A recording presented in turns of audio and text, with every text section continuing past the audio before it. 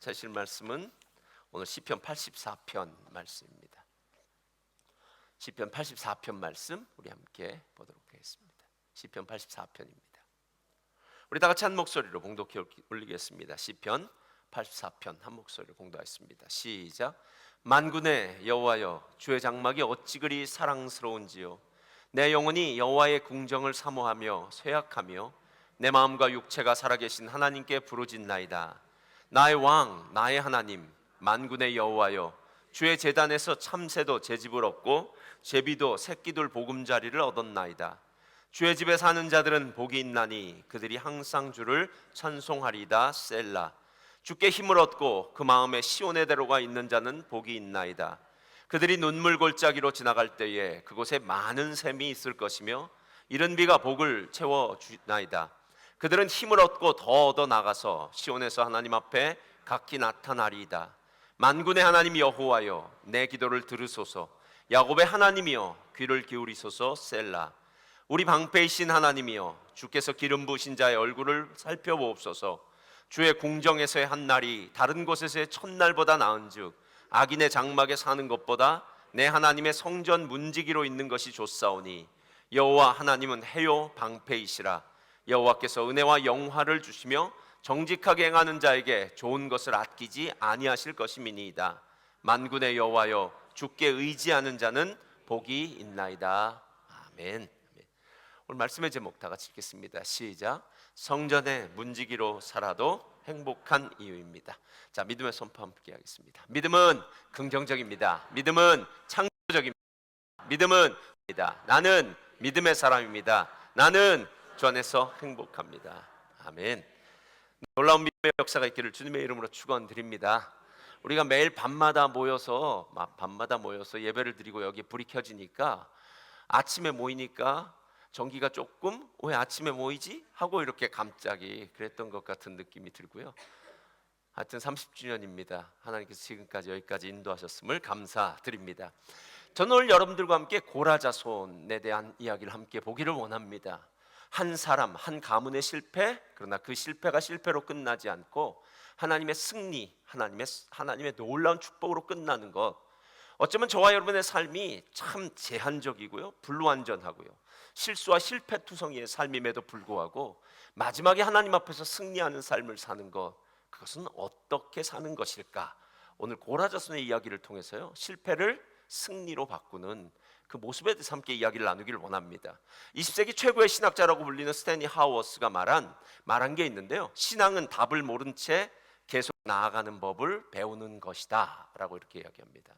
신앙은 답을 모른 채 계속해서 나아가는 법을 배운다라는 것은 우리의 과거의 경험이 우리가 앞으로 살아가는 삶의 밑거름은 될 수 있어도 그것이 정답이 될 수는 없다라는 겁니다. 어쩌면 우리는 계속 새로운 시간, 새로운 시대들을 만나게 되고 내가 한 번도 경험해 보지 못한 새로운 문제들을 만나게 되고 또 새로운 문제 앞에서는요, 이것을 어떻게 해결하고 풀어야 될까 하는 고민이 된다라는 겁니다. 그래서 이런 우리의 인간의 불완전함이죠, 실수하고 연약한 이런 모습들, 그래서 이런 모습들로 인해서 우리가 얼마나 많이 실수하고 실패하는지 모릅니다. 제가 담임 목사 초년병 때 시절입니다. 어느 날 한 집사님이 자기 청년부 아들에게 전화를 걸어달라는 부탁을 했습니다. 신앙생활을 잘하지 않는 아들이 요즘 걱정이 많이 되니까 저에게 아마 전화번호 쪽지를 주시면서 좀 전화를 걸어달라고 부탁을 했습니다. 근데 이분에게는 좀 스토리가 있어요. 제가 그분에게도 충분히 얘기했고 또 그 아들은 제가 가끔 이렇게 만나기도 하고 좋은 얘기도 했습니다. 그리고 그 전화를 부탁받기 얼마 전에 제가 이런 얘기를 했어요. 집사님, 이 친구 지금 이 친구는 이렇게 하는 게 좋을 것 같습니다 하고 뭐 제가 여러 가지 조언을 이렇게 드렸는데 그 집사님이 제 조언을 하나도 듣질 않으시더라고요. 그리고 나서 그 청년이 조금 더 문제가 있으니까 아마 저에게 부탁을 해서 전화를 해달라고 한 것 같습니다. 저도 사람이지 않습니까?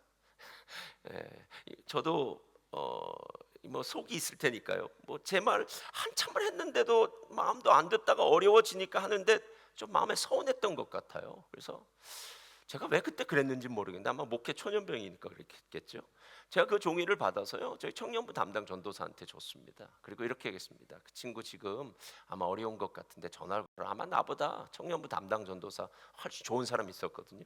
전도사가 전화 걸면 훨씬 더 좋을 것 같아 라고 전화번호를 주었습니다.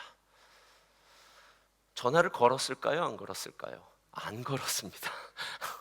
문제는 거기서부터 시작됐어요. 저도 뭐 그냥 잊어버렸는데 그 전사님이 깜빡하고 전화를 안 걸었는데 제가 다음에 그 집사를 만났더니 그 집사님이 저한테 어떻게 전화를 부탁했는데 전화를 안 거시냐고 하면서 제 마음에 비수가 꽂히는 말을 한마디 하셨습니다. 목사님은 영적인 아버지인데 어떻게 이럴 수 있습니까? 그러더라고요. 제가 그때 깜짝 놀랐습니다. 하나님께 제가 진짜 많이 회개했어요. 회개를 하고 하나님께 또 그분에게도 용서를 구했습니다. 참 별건 아닌 것 같은데 사람이 참 문제에 빠지려고 하니까 별것 아닌 문제들에도 빠지고 큰 깨달음이 있더라고요. 그분은 그 다음 주부터 교회 나오지 않았어요. 들어보니까 2주 동안 다른 교회 갔다 그러더라고요. 그러니 얼마나 제가 죄책감이 들겠습니까? 뭐 정말 너무너무 힘들어서 목사로서 잘못한 거 하나님 저를 용서해 주십시오. 한참 회개를 했어요. 그리고 3주 만에 그 집사님이 다시 교회로 돌아왔습니다. 전화를 걸었는데 저한테 그러더라고요. 꿈을 꿨는데 하나님이 돌아가라 그랬대요.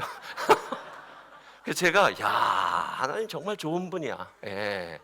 그러니까 실은 이게 목회 제가 한 게 아닙니다. 그래서 저가 얼마나 감사했겠습니까? 그래서 그 얘기를 전화로 이렇게 받으면서 하나님 감사합니다. 다시 돌아왔으니까 참 감사하다고 하고 이제 전화를 끊었는데 참 신기하죠. 전화를 끊자마자 전화가 한 통이 다시 걸려오는 거예요.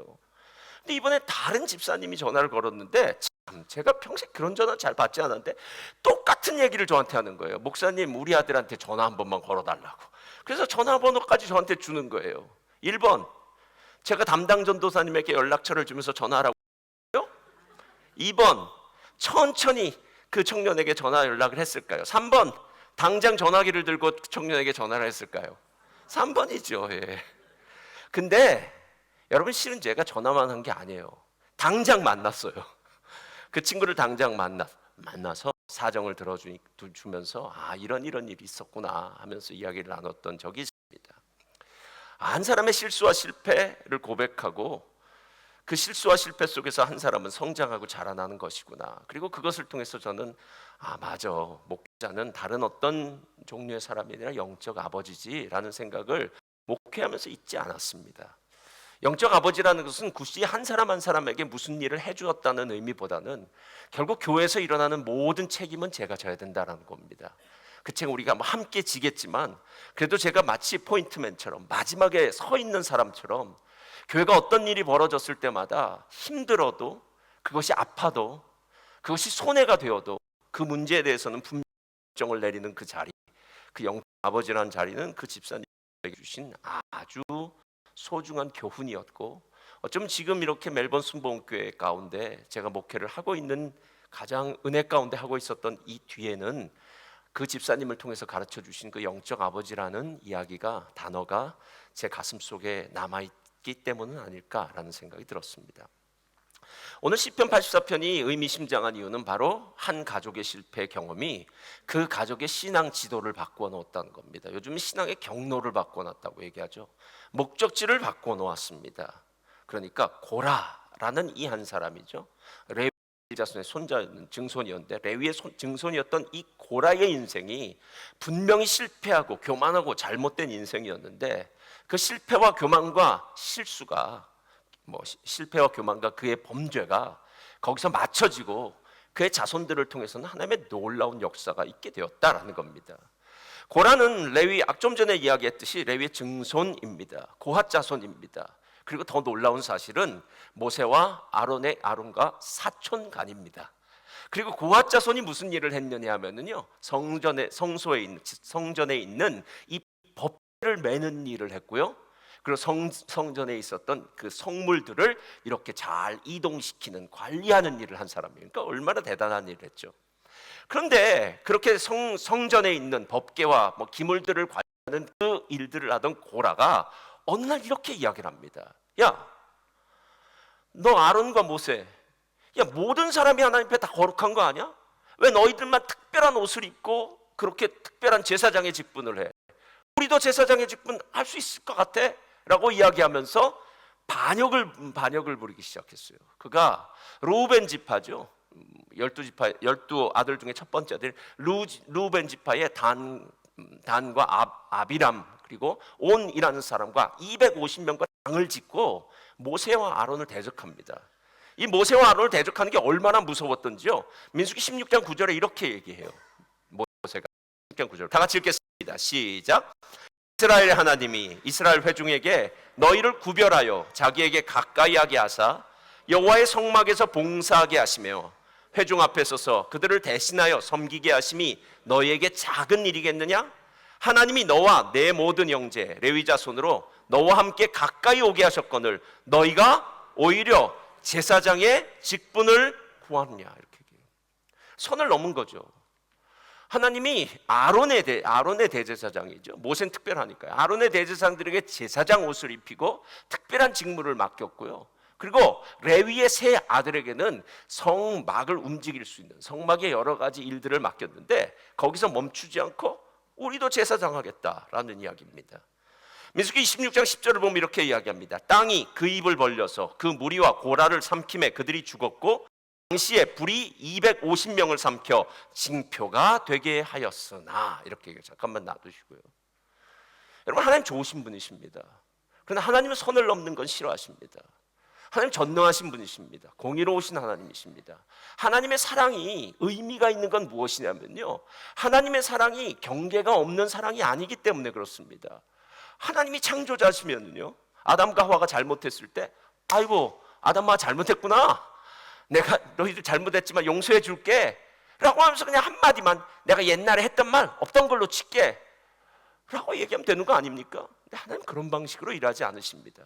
아담과 하와가 하나님 앞에 불순종했던 것, 하나님과 하나님처럼 되고 싶었던 것, 그리고 하나님의 창조주를 기억하지 않았던 이 모든 사실에 대해서 그 죄의 문제를 위해서 예수님 당신의 아들을 이 땅에 보내셔서 우리의 죄를 대속해서 죽게 할 만큼 죄값을 치르게 한다라는 거예요.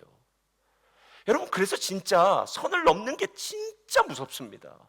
선을 넘으면 안 됩니다. 하나님이 우리에게 맡겨주신 은혜가 있고 은사가 있고요, 다른 사람의 일에 대해서는 여러분 넘보지 마시기 바랍니다. 다른 사람 판단하지도 마세요. 왜 판단을 하는지 모르겠어요. 그런데 오늘 다단과 아비람 그리고 고라 그리고 250명의 이 지도자들이 전부 다 하나님의 심판을 받게 되는데 11절을 보면은 놀라운 구절이 그 다음 절에 나와요. 11절 펴주세요. 다 같이 읽겠습니다. 시작. 고라의 아들들은 이게 무슨 말입니까? 보통 그 당시에는 가정 위주의 공동체였으니까요, 아버지가 잘못했으면 아들들도 분명히 함께 있었을 텐데 어찌된 일인지 고라의 아들들은 죽지 않습니다. 아마 이런 생각이 들 수 있어요. 고라의 아들들은 고라가 모세와 아론에게 반역할 때에 그 길을 따르지 않았다라는 거예요. 그러니까 아마 심판에서 벗어날 수 있겠죠.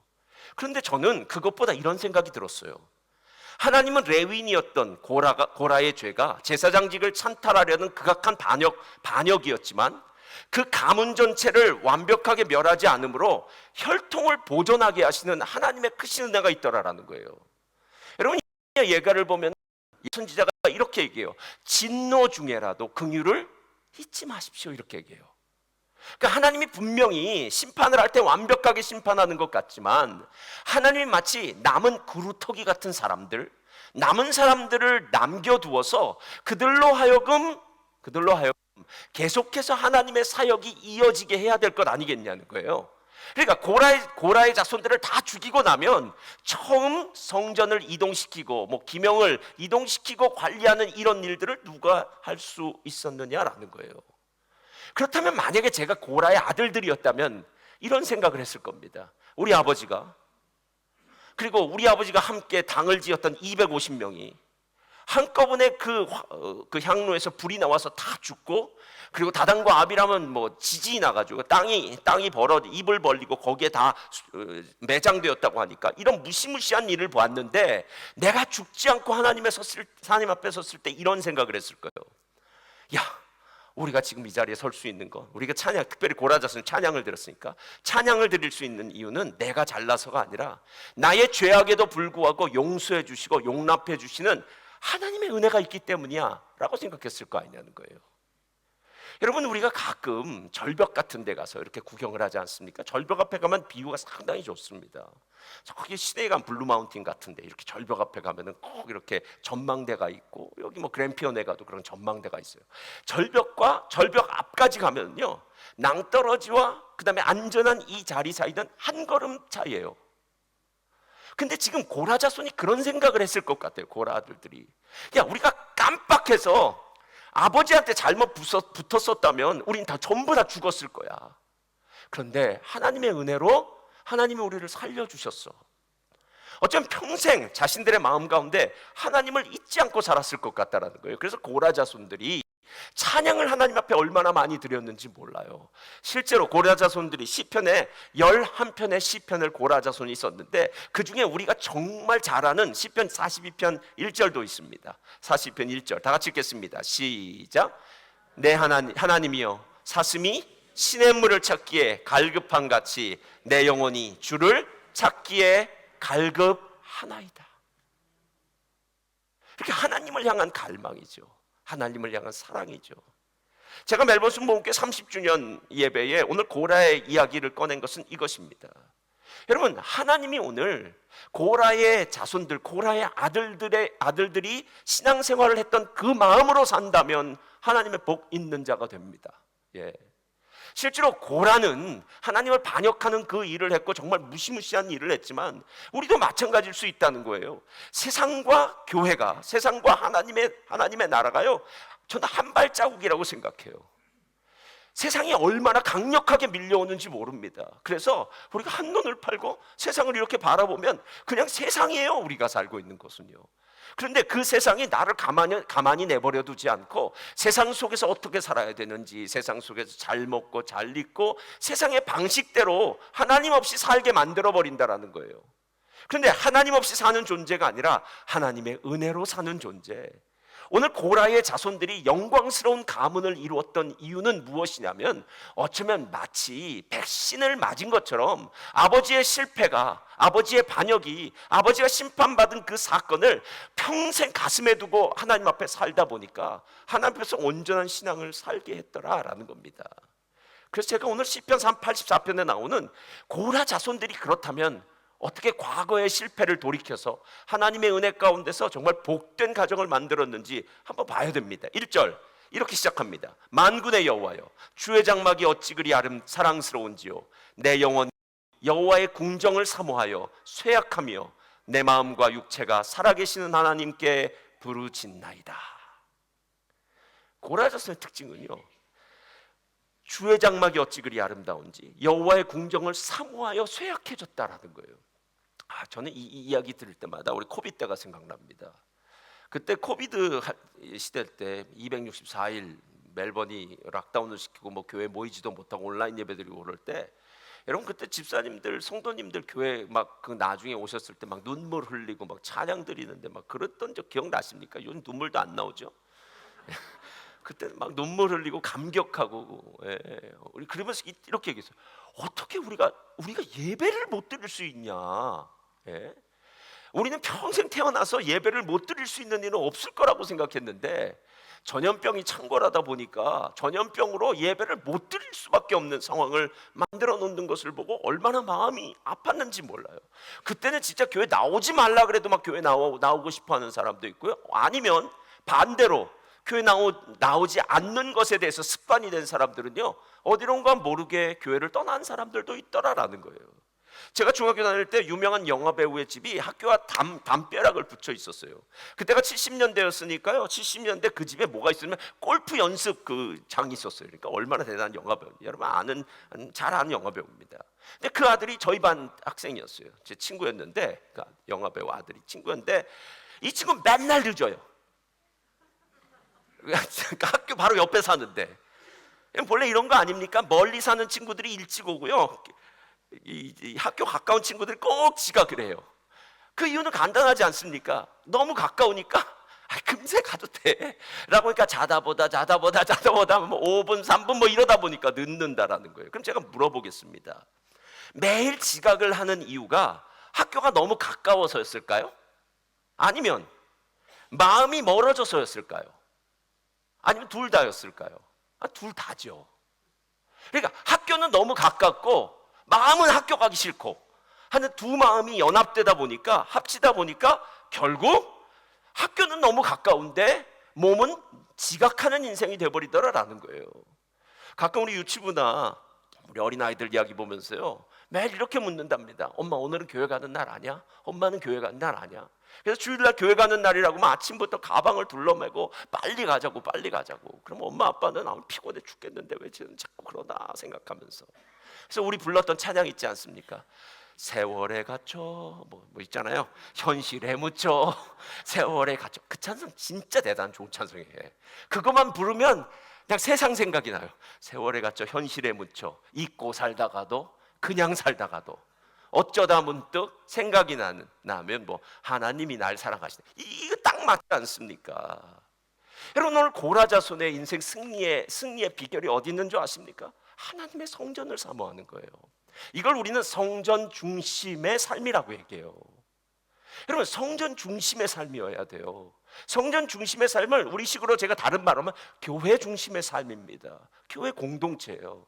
그렇다고 해서 우리의 인생 전부를 교회에서 시간을 보내라는 이야기가 아닙니다. 적어도 나의 삶의 가장 중요한, 나의 삶의 1번 프라이어리티는 교회야. 교회에서 예배를 드려야 하나님의 은혜를 받을 거 아닙니까? 교회에서 믿음의 백성들과 교제를 나눠야 우리 안에 참된 신앙의 힘이죠, 능력이 생길 것 아니겠느냐라는 거예요. 또 교회는 훈련받는 장소가 아닙니까? 여러 사람들의 여러 믿음의 훈련을 받아가면서 나의 믿음이 아주 옅은 믿음에서 깊은 믿음이 되는 것, 이것이 바로 교회의 기능인데, 그 교회를 사랑하고 하나님의 전을 사랑하는 것이 아니라 세상이 더 가까워지더라는 거예요. 세상이요. 예. 그런데 5절 6절에는 오늘 고라자손들이 진짜 이 하나님의 성전을 사모하고 하나님의 임재를 사모했던 이유가 나와요. 5절 6절 한번 펴주세요. 다 같이 읽겠습니다. 시작. 주께 힘을 얻고 그 마음에 시온의 대로가 있는 자는 복이 있도다. 6절 시작. 그들이 눈물 골짜기로 지나갈 때에 그곳에 많은 샘이 있을 것이며 이른 비가 복을 채워주나이다. 자, 여기 가장 중요한 스위치가 되는 게 하나 있는데요. 아까 여러분 처음 읽었을 때 뭐 기억도 잘 안 나실 겁니다. 84편 2절에 이렇게 시작해요. 내 영혼이 여호와의 궁정을 사모하여 쇠약했다. 내 영혼이라고 여기 있어요. 근데 오늘 6절을 보면 이렇게 해요. 그들이 눈물 골짜기를 지날 때 그곳에 많은 샘을 얻을 것이다 라고 얘기해요. 지금 시인이, 그러니까 고라자손이죠, 처음에는 혼자 예배자로서 교회 공동체에 온 거예요. 교회 공동체에 오니까 자기와 같은 사람들이 여러 명 있는 거예요. 교회 공동체니까 많이 있는 거죠. 그런데 예전에는 나만 그런 줄 알았는데 교회 공동체에 와서 믿음의 백성들을 보니까 우리 모두가 똑같은 딜레마를 갖고 고민을 갖고 살더라는 거예요. 그것이 뭐냐면 눈물 골짜기를 지나는 거예요. 눈물 골짜기가 무엇입니까? 저는 눈물 골짜기는 고통의 골짜기죠. 힘들고 어려운 일이죠. 우리 중에 어느 누구도 고난을, 눈물 골짜기를 좋아하는 사람은 없습니다. 그런데 살다 보니까 눈물 골짜기를 지나게 되더라고요. 그것이 사랑하는 사람들을 잃는 눈물 골짜기가 될 수 있겠죠. 여러분, 한번 우리가 상식적으로 생각해 보세요. 우리 부모님들은 우리보다 나이가 많으십니다. 그렇다면 그분들은 먼저 주님 앞에 가셔야 됩니다. 그렇지 않습니까? 그렇다면 어떤 사람이 나는 진짜 엄마를 사랑해, 난 진짜 아빠를 사랑해 하는 사람도 인생의 어느 순간은 일상적으로 산다면 부모 없이 사는 세월이 필요하다는 거예요. 뭐 사랑하는 사람을 잃는 아픔은 있을 거 아닙니까? 아니, 부모만 잃습니까? 사랑하는 친구를 잃을 수도 있고, 어떤 때는 반대로 사랑하는 자녀를 잃을 수도 있는 게 우리의 삶 아닙니까? 건강이 약해지기도 합니다. 뭐 살다 보면은 관계가 틀어져서 좋았던 관계가 이제 나빠지고 힘들어졌을 때 갖게 되는 그런 고통도 있고요. 실제로는 자녀를 키우다 보면 자녀 때문에 눈물을 흘리는 일이 얼마나 많이 있느냐라는 거예요. 예. 그러니까 교회에 나와서 보면은 우리의 인생이 보여지는데 우리의 인생이 눈물 골짜기를 걸어가는구나 라는 생각이 들려진다는 거예요. 느껴진다는 거예요. 근데 놀라운 사실은 세상 사람들은 그냥 눈물 골짜기에서 눈물만 펑펑 쏟고 가고 있는데 오늘 6절을 보니까 이렇게 얘기해요. 그들이 눈물 골짜기로 지나갈 때에 그곳에 많은 샘이 있을 것이며 이른 비가 복을 채워주나이다. 여러분, 눈물이라는 그 우리의 고통을 덮어줄 수 있는 것은 하나님의 은혜의 빗물이라는 거예요. 그러니까 우리의 삶은 힘들고 어려워요. 달라진 거 없습니다. 예. 갑자기 빚진 사람이 빚이 없어지는 일도 없고요. 문제 있는 자녀들이 문제가 다 해결된 것도 없습니다. 근데 놀라운 사실은 주님 앞에 나와, 하나님의 성전 앞에 나와 하나님 앞에 기도하고 하나님 앞에 예배드렸더니 하늘로부터 내려오는 이른 비의 축복과 하나님의 그 축복의 샘이 터지는 그 은혜로 말미암아 생수 같은 말씀이 그에게 들려지기 시작하자, 하나님 감사합니다. 문제가 있지만 감사합니다. 문제를 견딜 수 있게 하시니 감사합니다. 문제를 통해서 하나님 저를 성장하게 하시니 감사합니다. 하나님 반드시 문제를 해결해 주실 줄 믿습니다. 한 믿음이 생기는 거 아니겠냐는 거예요. 보통 사람이 일기를 쓸 때 세 종류로 쓸 수가 있답니다. 첫 번째, 일기를 사건 중심으로 쓰는 거예요. 오늘은 비가 왔다. 오늘은 날씨가 좋았다. 그래서 수영장에 갔다. 물놀이를 했다. 이렇게 쓰는 겁니다. 애들 그림 일기 같죠. 두 번째, 사건에 내 느낌과 내 생각을 집어넣는 겁니다. 오늘은 날씨가 좋아서 엄마에게 수영장에 가자고 졸랐다. 엄마가 수영장에 가주었다. 엄마는 역시 짱이야. 이거는 자기의 느낌과 생각을 한 거죠. 그런데 고라자손들은, 그리고 믿음의 사람들은 일기를 쓸 때 그렇게 쓰지 않는다는 거예요. 오늘은 날씨가 참 좋았다. 하나님께서 오늘 좋은 날씨를 주셨나 보다. 엄마에게 수영장을 가자고 했다. 우리 엄마가 수영장에 가는 것뿐만 아니라 맛있는 도시락을 준비하셨다. 하나님, 이렇게 좋은 엄마를 저에게 주신 것 감사합니다. 여러분, 우린 달라요. 하나님이라는 존재를 만나면, 하나님이 내 삶에 있으면, 바로 성전이겠죠. 하나님이라는 존재를 느끼면 느낄수록 우리의 삶 가운데는 하나님이 우리의 삶에 예비해 주신 그 놀라운 축복이 너무 많아서 감사의 거리를 찾으라고 하면은요, 이것도 감사하고 저것도 감사하고. 제가 오늘 아침에는요, 저거 너무 감사했어요. 너무 감사했어요. 모든 게 감사해요. 모든 게 감사해요. 예. 그런데 이렇게 모든 게 감사하다 보니까 오늘 고라자손이 오늘 10절의 말씀처럼 하는 거예요. 다 같이 읽겠습니다. 10절이에요. 시작. 주의 궁정에서의 한 날이 다른 곳에서의 첫날보다 나은즉 악인의 장막에 사는 것보다 내 하나님의 성전 문지기로 사는 것이 좋사오니. 자, 여러분, 하나님의 은혜가 너무 감사하다 보니까요, 이렇게 두 가지 얘기해요. 하나는 주의 궁정에서의 한 날이 첫날보다 다른 곳에서의 첫날이라는 것은요, 천이라는 것과 하루는 아주 극단적인 비교예요. 다른 곳에서는요, 아주 좋은 게 많은 곳이에요. 여러분, 가끔 올 인클루시브 호텔이라든가 여행 이렇게 가는 경우 있지 않습니까? 올 인클루시브가 뭡니까? 밥, 간식, 뭐 할 것 없이 딱 채워주는 거 아닙니까? 그냥 몸만 가면 되는 거 얼마나 좋습니까? 거기 신나지 않겠습니까? 여러분, 이 모든 것이 있는 곳에 가면 진짜 신이 나는데, 나는 그것보다도 교회 가는 게 더 좋아. 교회 가서 교회밥 먹는 게 더 할렐루야. 예. 제가 오늘 분명히 말씀드리겠습니다. 오늘 갈비탕 진짜 맛있습니다. 예. 우린 갈비탕을 결혼식 가면은 갈비탕 옛날에 먹고 그랬는데, 예. 한국 가니까 결혼식 때 갈비탕 주더라고요. 근데 교회에서 갈비탕이 나오는데 어마어마하게 맛있습니다. 그런데 여러분, 그거 아세요? 갈비가 맛있어서 갈비탕이 아닙니다. 교회에는 특별한 조미료가 있습니다. 하나님의 은혜와 사랑이라는 조미료. 거기다 그걸 붓는 거예요. 게다가 그날따라 주방, 오늘은 이제 권사님들이 많이 일하셨으니까, 셀리는 권사님들이었으니까 그분들의 마음의 기쁨으로 은혜와 사랑을 막 갖다 부으니까 너무 맛있어지는 거예요.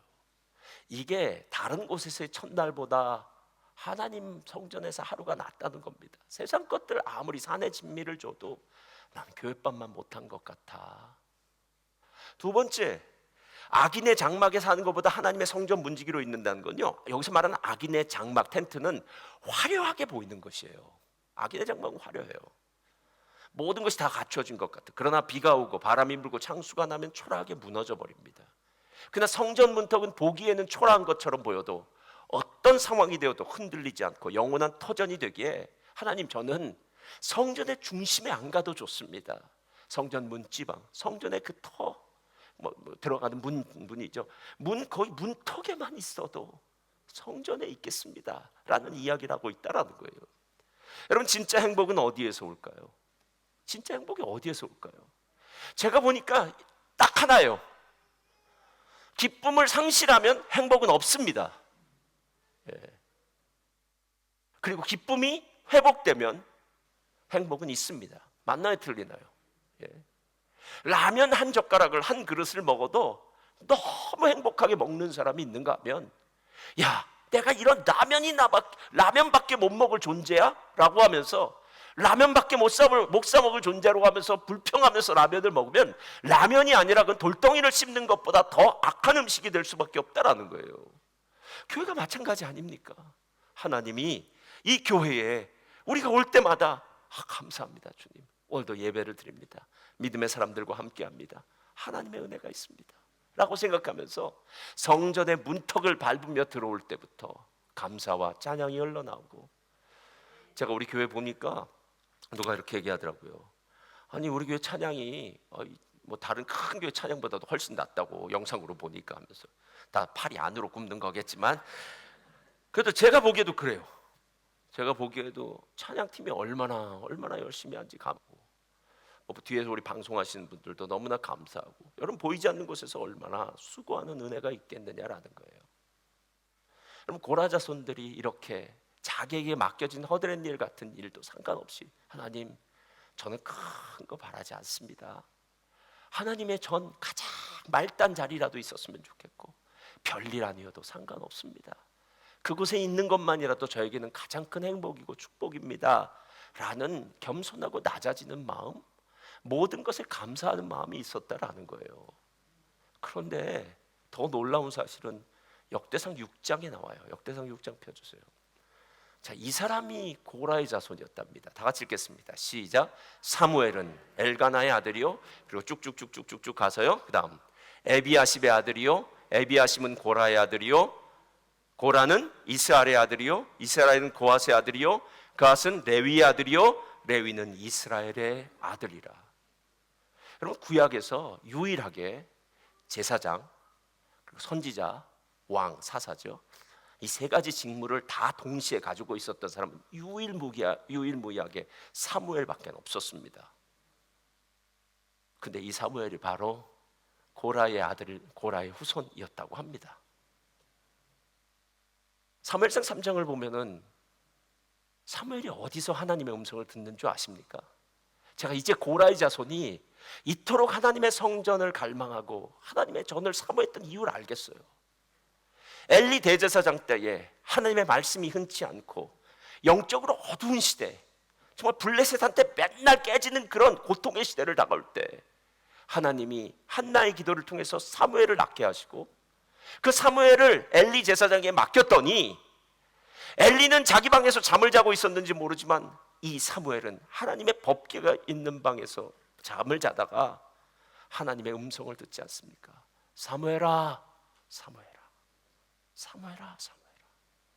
그리고 이 사무엘이 바로 이스라엘을 구원하는 놀라운 사사의 직분을 감당하게 되었더라라는 겁니다. 저는 우리 모두가 다 제한적이고, 우리란 존재 자체겠죠. 우리란 존재가 다 제한적이고, 그리고 불완전하고 죄 지을 수밖에 없고요, 때로는 교만이, 때로는 삶의 자랑거리가, 하여튼 무언가 우리는 죄 지을 수밖에 없는 존재라고 생각해요. 그러나 놀라운 사실은 무엇이냐면, 그 죄를 지을 수밖에 없는 우리 같은 존재를 하나님의 은혜로 품어주신다면 오늘 이 고라 자손 가운데 있었던 놀라운 반전의 역사가 우리 가운데도 있지 않겠느냐라는 겁니다. 저는 오늘 고라 자손을 보면서 이런 생각이 들었어요. 맞아, 하나님이 오늘 고라 자손이 성전 중심의 삶, 하나님 중심의 삶, 하나님이 자신에게 맡겨주신 그 작은 은사도 감사하는 그 삶을 살 때 하나님이 고라 자손 가운데 이런 놀라운 축복을 주셨구나, 신실한 축복, 충성된 종의 축복을 주시지 않았겠냐는 거예요. 저는 신방을 많이 다녀봅니다. 그럼 각자의 집에 가면 각 집마다 가풍이라는 게 있어요. 그러니까 분위기라는 것이 있습니다. 근데 실은 가풍이 있을지 몰라도요, 각 집마다 영풍이라는 것이 있어요. 그러니까 영적인 바람이죠. 영적인 분위기요. 여러분 기억하십시오. 찬송가만 틀어놓는다고 그가 되는 여러분, 그곳에서 부모의 기도가 있어야지 돼요. 그곳에서 하나님을 함께 찬양하는 찬양의 소리가 있어야 돼요. 하나님의 말씀이 들려져야 되고, 가르치는 소리가 있어야 되고, 그리고 온 가족이 하나님 앞에 감사하는 소리가 있어야 돼요. 그 소리가 그 집안에서 계속해서 울려 퍼질 때, 그때 비로소 그 가정의 영적인 분위기가 되어지고요, 그 가정이 하나님 앞에 복 받는 가정이 되더라는 겁니다. 우리가 이제 30주년을 맞이했습니다. 앞으로 30, 40주년, 50주년은 어떻게 될지 우리는 아무도 모릅니다. 한 치 앞을 내다볼 수 없는 인생이고요, 주님 언제 오실지도 모릅니다. 그러나 감사한 것은 지금까지 여기까지 주의 은혜로 함께 하셨던 그 은혜가 감사하고, 이것이 누군가의 힘과 누군가의 수고와 능력보다도 오직 하나님의 은혜였다는 것. 그래서 저와 여러분의 삶 가운데 하나님의 은혜로 시작한 일, 하나님의 은혜로 마치는 나의 삶, 우리 교회가 되기를 주님의 이름으로 축원드립니다. 우리 주께 가까이 날 이끄소서. 우리 찬양 앞으로 나와주시고요, 함께 찬양 드리겠습니다.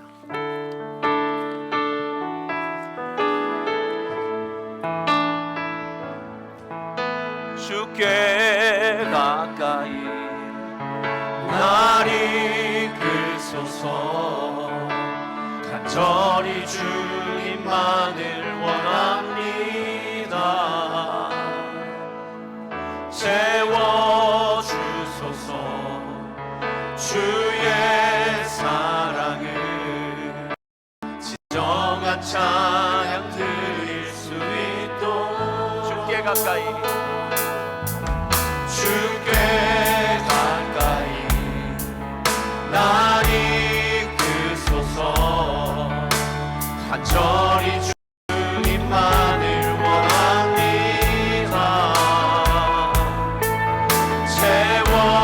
채워주소서.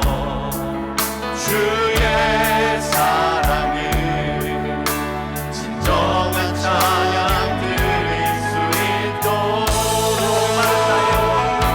목마른 나의 영혼 주를 부르니 나의 맘 간절 주소서. 주님만을 원합니다.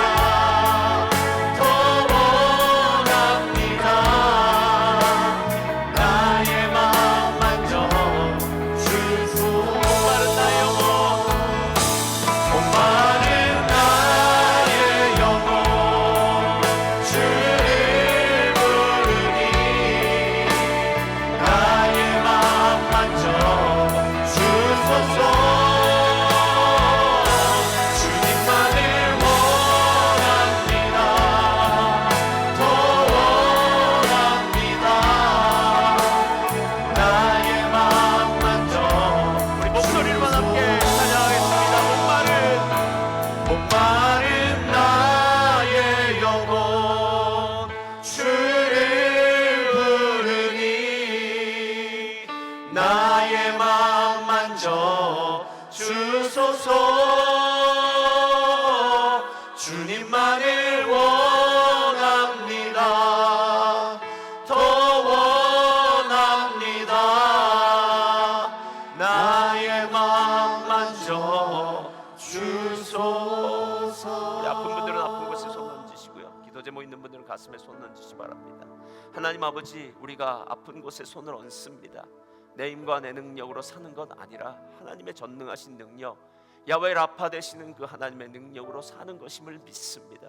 우리의 연약한 부위마다 주님의 피 묻은 손으로 안수하여 주시고, 주님, 우리는 아무것도 할 수 없지만 주님은 하실 수 있습니다. 38년 된 중풍병자를 그 자리에서 일으키기도 하시고, 평생 나면서부터 소경이었던 자 맹인의 눈을 띄우기도 하시고, 문둥병자로 소외되어서 격리되어 살아야만 했던 자들의 문둥병을 깨끗하게 고치시기도 하시고, 죽은 지 나흘이나 되는 냄새나는 나사로를 그 무덤에서 살리시는 하나님의 능력을 우리는 믿습니다.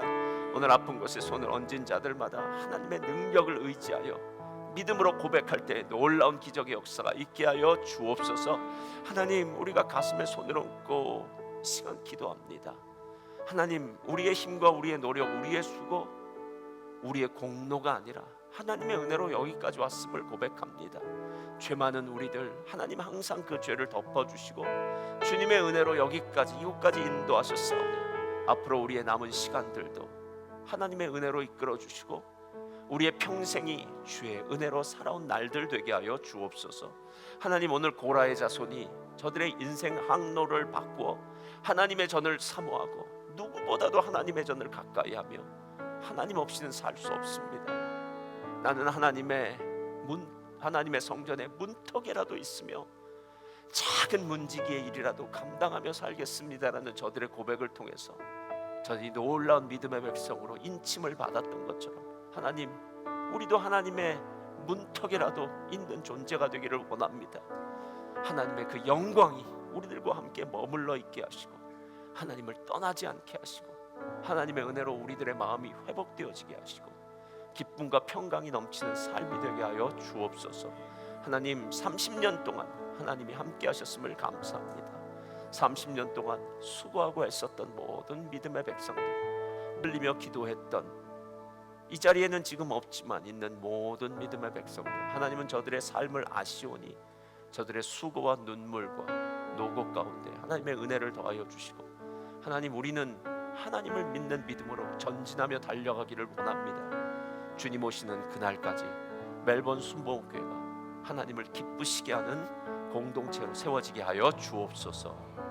이제는 우리 구주 예수 그리스도의 무한하신 은혜와 아버지 하나님의 극진하신 사랑과 보혜사 성령님의 내주 충만 위로 교통하심의 역사가 오늘 30주년을 맞이하여 이 교회의 인생 항로가 모든 성도들이 하나님을 더 가까이 하며 하나님의 영광과 능력과 은혜의 통로, 축복의 통로의 삶을 살며 하나님이 주신 모든 하늘의 신령한 복과 땅의 기름진 복을 누리며 살기를 작정한 모든 믿음의 백성들 위해 저들의 개인과 가정과 사업장 위에 이제부터 영원토록 함께 있을지어다.